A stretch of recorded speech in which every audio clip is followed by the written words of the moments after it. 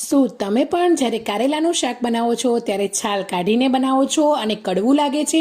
હું આજે એકદમ સરસ કારેલાના શાકની રેસીપી આપીશ. છાલ કાઢ્યા વગર શાક બનાવશું, જરાય કડવું પણ નહીં લાગે ને ઘરમાં બધા જ કારેલા ખુશીથી ખાશે. તો કારેલાને ધોઈને સાફ કરીને આ રીતે કટ કરી લેવાના છે. કારેલાની કટકીનું શાક આપણે બનાવવાના છીએ, તો એની અંદર પાણીની અંદર કારેલાને એડ કરીને અડધી ચમચી મીઠું નાખીને સારી રીતે આ રીતે વોશ કરી લેવાના છે. અને એ પછી પેનની અંદર 2 ચમચી તેલ, જીરું, હિંગ, લસણના ટુકડા એડ કરવાના છે, લીલા મરચાના ટુકડા, ડુંગળીના ટુકડા, સ્વાદ પ્રમાણે મીઠું અને અડધી ચમચી હળદર એડ કરીને જે આપણે કારેલાની કટકી કરીને મૂકેલી હતી, કટિંગ કરેલા કારેલા એડ કરીને ઢાંકીને 3-4 મિનિટ રહેવા દઈશું. એ પછી ગોળ, ધાણા જીરું પાવડર, લાલ મરચું પાવડર, અડધા એવા લીંબુનો રસ એડ કરીને ફરીથી 4-5 મિનિટ ચડવી લેવાનું છે. તો શાક આપણું એકદમ ટેસ્ટી બનીને તૈયાર થઈ ગયું છે.